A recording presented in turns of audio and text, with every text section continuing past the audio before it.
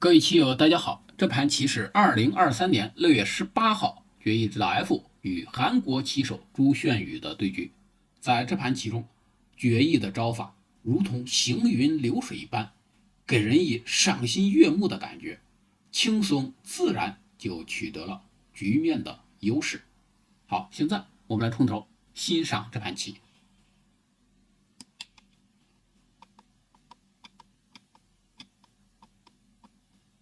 左下是靠了连扳的常用定式，黑棋拆尖夹也是相当不错的一手，白棋阵非常轻灵的下法，白棋也可以靠了连扳啊，也是处理孤棋的常用手段。现在是采取了在外边啊先震一手，如果黑棋小尖啊，白棋再来靠，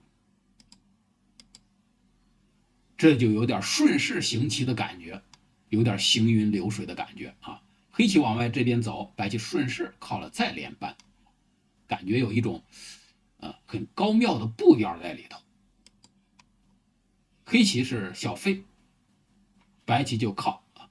这一代黑棋既然是已经很厚了，白棋就通过压迫黑棋，让黑棋厚上加厚啊，这样显得黑棋的效率就不那么高。黑棋是退了，你扳的话它就退啊，这边还是有断点，白棋就直接断都可以啊，可以寻求借用。你来吃它，反而是越吃越亏啊，因为将来你再来吃，那中央飞一手又是先手，而黑棋吃了2个子之后呢，这边的后卫跟这边的这一排外士呢，等于就子力重复了啊，黑棋就亏了。黑棋尝试正招，那白棋就得寸进尺，继续压。黑棋就小尖开始反击，这个时候如果是跟着硬，那么白棋就可以看成先手便宜，就可以脱先了啊，挂角也好，点3-3也罢啊，都可以下。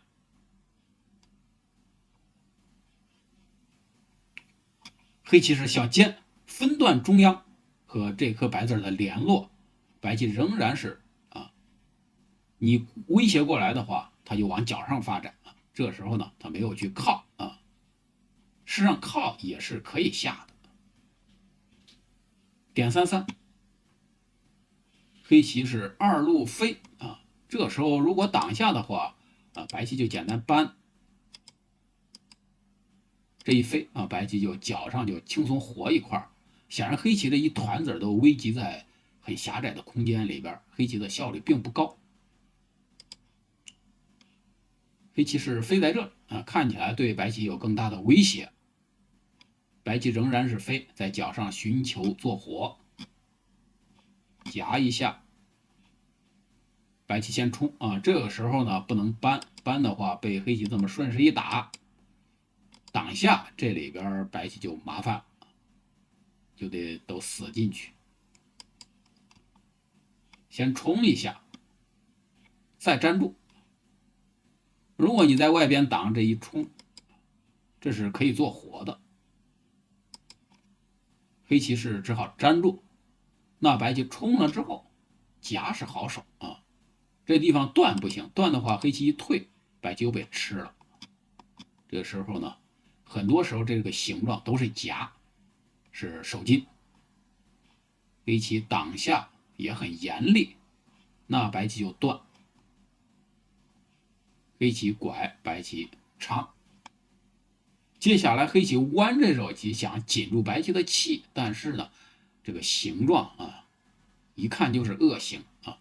这种形状应该是，除非有精深的计算能获得巨大的利益，否则的话一定要避免，因为被白棋这么一打，打成非常恶的形状，将来白棋还有这种连回一个子儿。现在白棋呢，保留连回这个子的权利，在外边先退。黑棋爬，白棋长，白棋就形成了很完整的外势，扳住。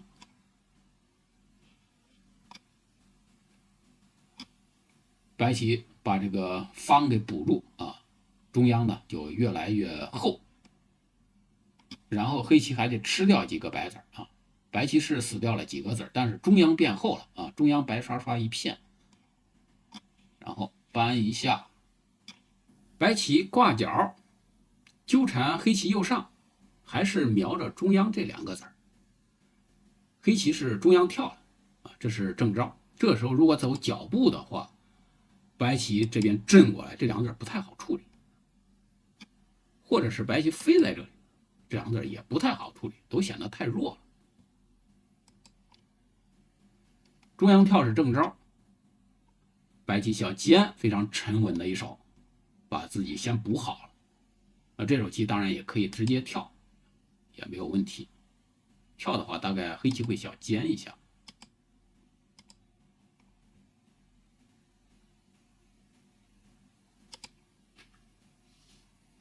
这样跟实战差不多啊，也可以这么下。现在是小尖，黑棋跳啊，跳之前先尖顶一下，再跳的话啊，有助于缩小这一带白棋做眼的空间，这样更好一点。直接跳，将来白棋有飞，这个白棋活的就很大。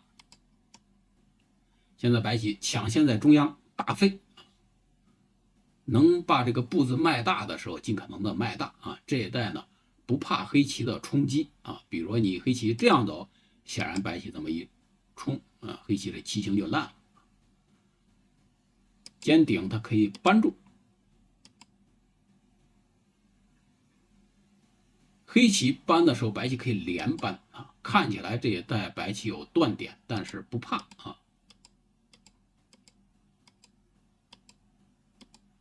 看见黑棋能把白棋切断，但是呢，这一带黑棋棋形薄啊，白棋可以冲一下，这样黑棋就崩溃。实战黑棋是先小飞啊，防止白棋这手飞的大棋。但这个时候的白棋非常机敏的就脱先了，中央先飞，抢攻中央的3个黑棋。黑棋呢，显然不能被白棋给吞掉。黑棋是飞往外跑，白棋点一下啊，点刺又是好手。黑棋是不能粘，如果粘上，白棋顺势这么一照，这颗子呢起到了封锁的作用。黑棋把中央跑出去是正招啊，那么这一带白棋这手飞啊，这手点。就给人以行云流水的这种感觉。那这时候白棋冲，黑棋既然在这儿脱先了，白棋就要在局部获得一定的利益。再飞过来啊，又把黑棋中央这块棋圈进了包围圈啊。白棋的招法呢，赏心悦目啊，感到非常的自然啊，轻轻松松的。就让黑棋疲于奔命，黑棋飞往外跑，白棋断的时候，那这黑棋脚上就出棋了。黑棋长啊，这是不愿把这个子被白棋吃掉，否则白棋太厚。那白棋打吃了之后，再一跳，这3个子基本上要死掉。当然，黑棋也有一些手段，但是这些手段使出来的时候呢，要付出巨大的代价。黑棋拆边，白棋扳一下，做冲击中央黑棋之前的准备工作。贴，接下来有分段黑棋，黑棋是冲一下啊。黑棋这个时候呢，不甘心单纯的去防守，这样走的话，看似能联络，但是将来白棋长出来。黑棋整体还要受到攻击，你长出来，将来还有这种靠啊，各种手段。这块黑棋呢，还是不安定，还是被动的挨打。黑棋是冲啊，这是不甘受辱，反过来要冲击白棋。白棋挡住，黑棋断，长啊，瞄着中央的冲断。瞄着这个子儿的味道。黑棋啊，走的也很顽强。如果是单纯这么防断的话，白棋这么一冲，黑棋这个棋形呢，仍然是非常的难办。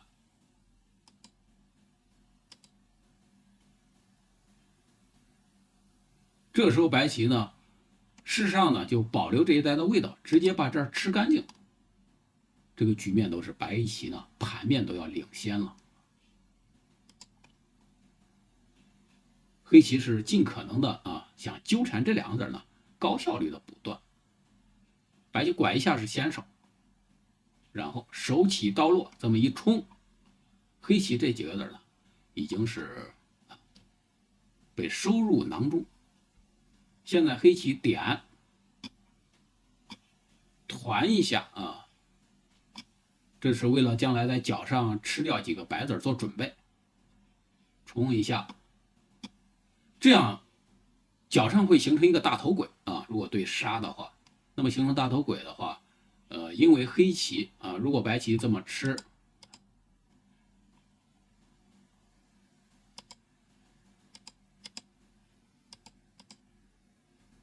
这个黑棋接下来有粘长气的手段啊，这个对杀是，就黑棋有利了。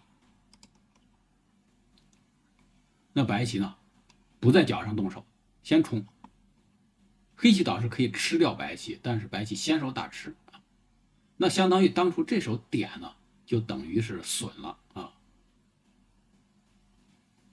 然后中央这个黑棋呢，就死得非常干净，这个全局白棋非常厚啊。到目前为止呢，已经是盘面上白棋都要领先个6、7目了，白棋还走得非常厚啊。有保卫的时候就把自己的保卫补上，这是 AI 形棋中的一个特点。大吃，把这个味道彻底消失，这手棋还是有价值的。走在中央的话，对中央的这种城控是有帮助的。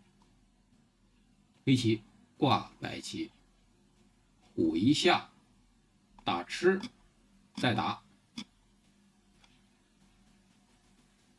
这手棋成为先手，那么对中央的围控也有帮助。中央等于是从下边这一圈已经被封锁了。实际上，中央的模样只有这一带有些蹊跷的口子。那么白棋在这一带围取中央模样的手法也是值得我们学习的啊，包括这手打吃走后这个先手走道，然后夹击，黑棋靠寻求做活，跳，黑棋拐自身倒是活棋了，但是白棋虎在这里非常的舒服啊，就控制了黑棋往中央的出路。黑棋不愿被白棋封进去，靠想出头，白棋冲一下，搬。看起来黑棋虎着是可以出头的，但是白棋搬在这里，这让黑棋非常的难过。这个时候你不能搬啊，看起来是好形，但是白棋咔嚓一断，这黑棋棋形就崩了啊，这个就不行了。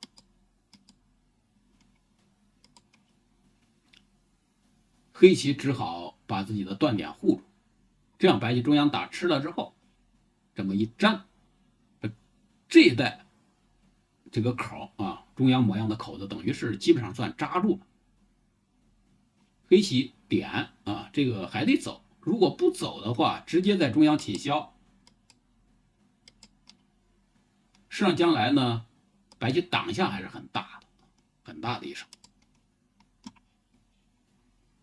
黑棋是点在这，避免将来被白棋搜刮。白棋粘住，黑棋粘了，大概这手粘呢，黑棋还是应该就直接干脆中央点了算了，及时侵消一下中央更好。这个时候白棋呢，也不用走得太激进啊，就这样把中央简单封住就行。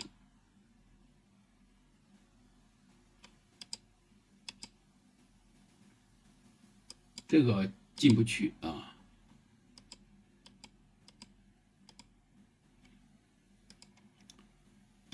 黑棋粘有点缓，白棋中央再补一手的时候呢，这一带黑棋就进不去了啊。中央白棋形成了巨控啊，那白棋等于是从左上到左边到左下下边啊，这全是一圈全都是白棋啊，全都是白棋的话，黑棋就很难再往里边渗透。黑棋点一下，然后就直接投了啊，因为你进不去。那这样走的话，比如说白棋还可以切断，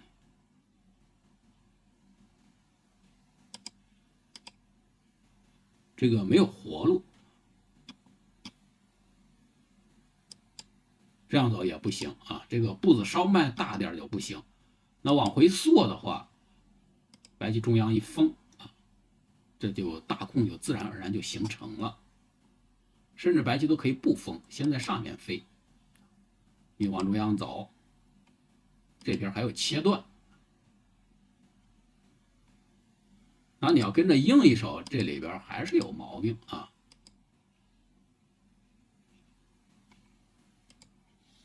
所以呢，黑棋往中央的出路事实上是，已经完全被封闭了，就直接投了啊。这盘棋白棋赢的就非常的轻松啊，看起来并没有使出什么强手，什么妙手，但是就自然而然，招法如同行云流水一般，给人一种赏心悦目的感觉。就这么轻松自然的，就盘面上已经是白棋领先12-3目的情况。